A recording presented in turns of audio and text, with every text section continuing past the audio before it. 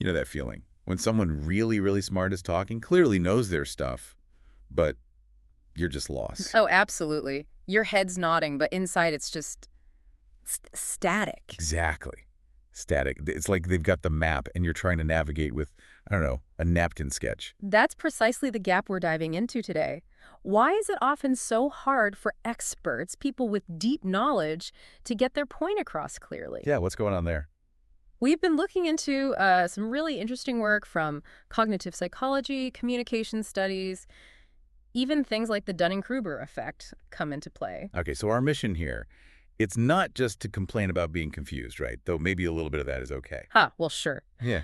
But the real aim is to understand these sort of hidden cognitive reasons behind that communication breakdown. And figure out what makes an explanation actually work.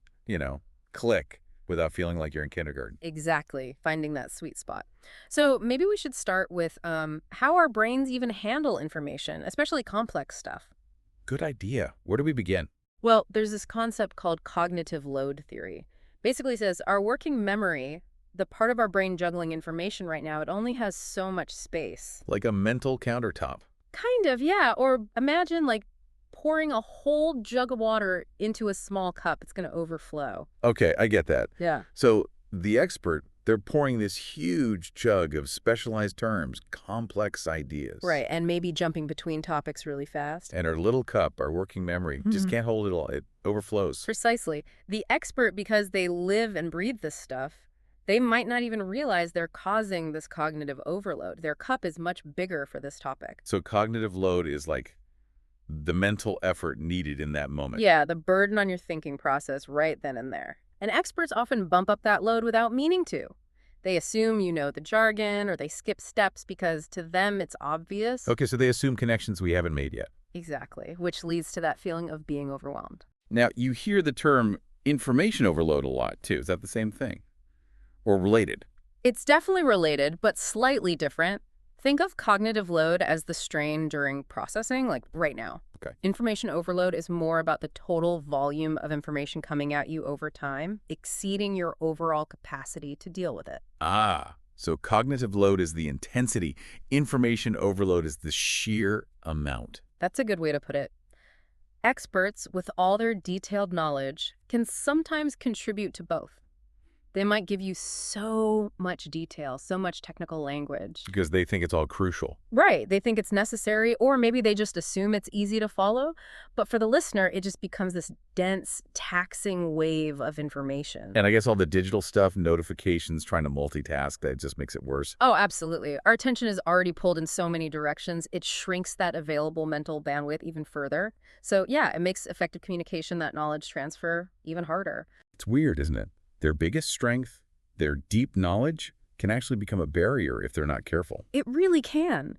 And that leads us neatly into another big cognitive hurdle. It's called the curse of knowledge. The curse of knowledge. Okay, what's that about?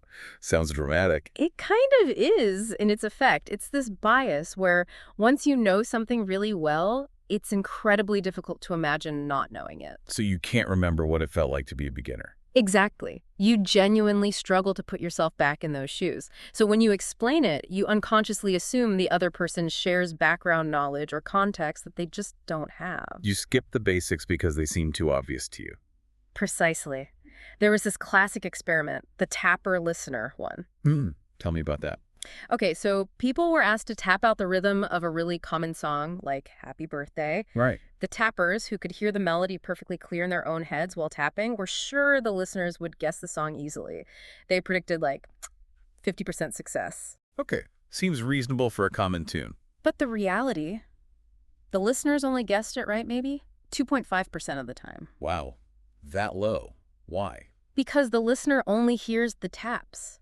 They don't have the melody playing in their head like the tapper does. The tapper is cursed by their knowledge of the tune. They can't imagine not hearing it along with the taps. That's a fantastic illustration. The expert is hearing the full music. We're just hearing taps, random taps. Exactly. And you see this all the time in expert communication. Think about academic papers or technical manuals. About jargon. Jargon that isn't defined, processes that are only half explained because the writer is so deep in it, they forget a newcomer needs those foundational bits spelled out. It's not just forgetting, it kind of blinds them to what's needed. It's like trying to teach calculus by starting with differential equations, assuming everyone aced algebra. Perfect analogy. They miss the crucial building And blocks. this ties into, I guess, attention spans too, especially Yeah. now. Absolutely. That's another massive piece of this puzzle.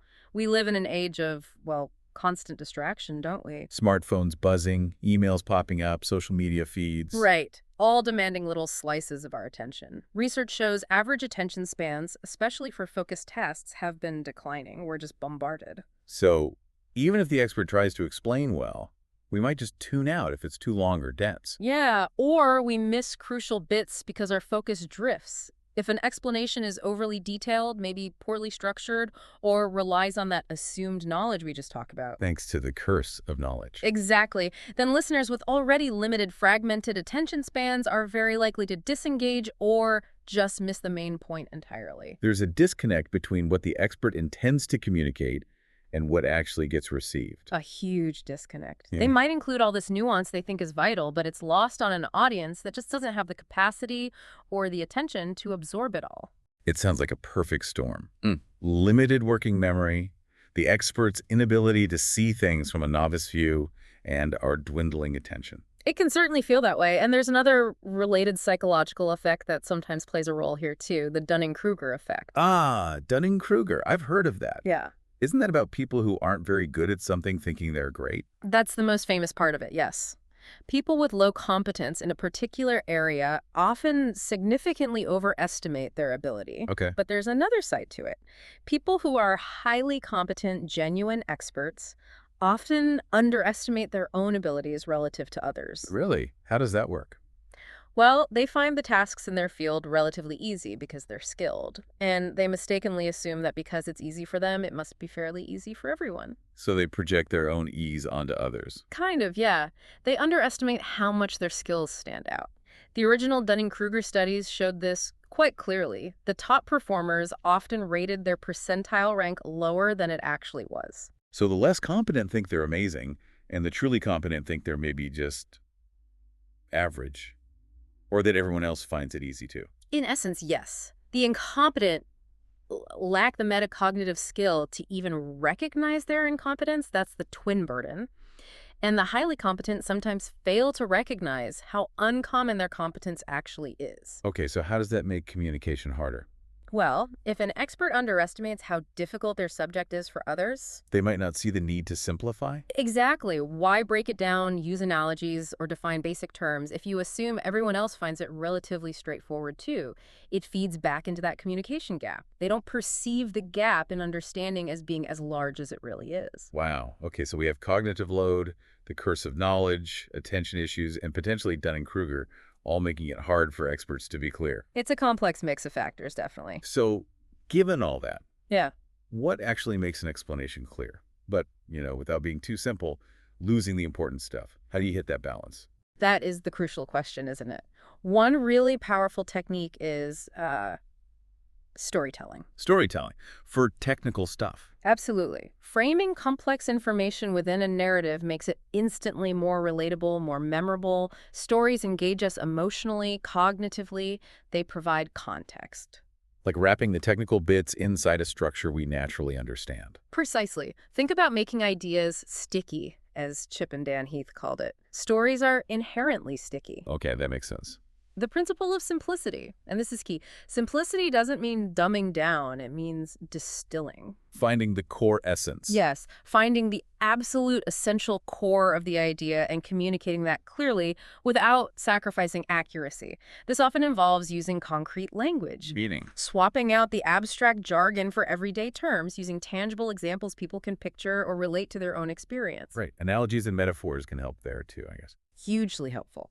And visual aids diagrams, simple charts, tables, they can do wonders for reducing that cognitive load we talked about, letting people see the structure or relationships visually. So it's about finding the core, using clear, concrete language, maybe a story or analogy, and supporting it visually if possible. That's a great summary. It's about making the complex accessible, not making it simplistic, building understanding step by step, using case studies, fostering dialogue, checking for understanding along the way. Which brings up a question. If these techniques exist, why do some experts seem almost resistant to simplifying? Yeah. Why does being clear sometimes seem to scare them? That's a really perceptive question. I think it ties back to some of the things we've discussed. For one, the curse of knowledge again. How so? If you're deeply immersed, simplifying can feel like you're losing crucial nuance, like you're misrepresenting the intricate reality you understand so well. So it feels inaccurate Uh, or honest almost. it can feel that way to the expert, yeah. Like they're betraying the complexity. There's a fear of dumbing it down. And maybe the Dunning-Kruger aspect too. If they underestimate the difficulty for others. They might just not see the point of simplifying so much. Surely, they might think, people can follow this. Right. And is there maybe a fear about authority? Like if they make it too easy, will people think they aren't as smart or their work isn't as impressive? That could certainly be a subconscious factor for some, I think. A perceived risk that making knowledge accessible somehow diminishes the expert's status. It's complex. It really is. It's this tightrope walk between showing expertise and ensuring understanding. Exactly. They shouldn't be mutually exclusive, but sometimes they feel like they are. Okay, so pulling this all together, for an expert listening, or even for us as learners trying to communicate complex ideas, what are some practical things we can actually do? Right, actionable steps. Well, first, just being aware of cognitive load is huge. Actively try to break information into smaller, digestible chunks. Less is more sometimes. Definitely. Set clear priorities. What are the one or two key messages you absolutely need people to take away? Organize your thoughts, maybe use an outline or bullet points, even just for yourself. Good structure helps the listener follow. Massively. Then, consciously fight the curse of knowledge.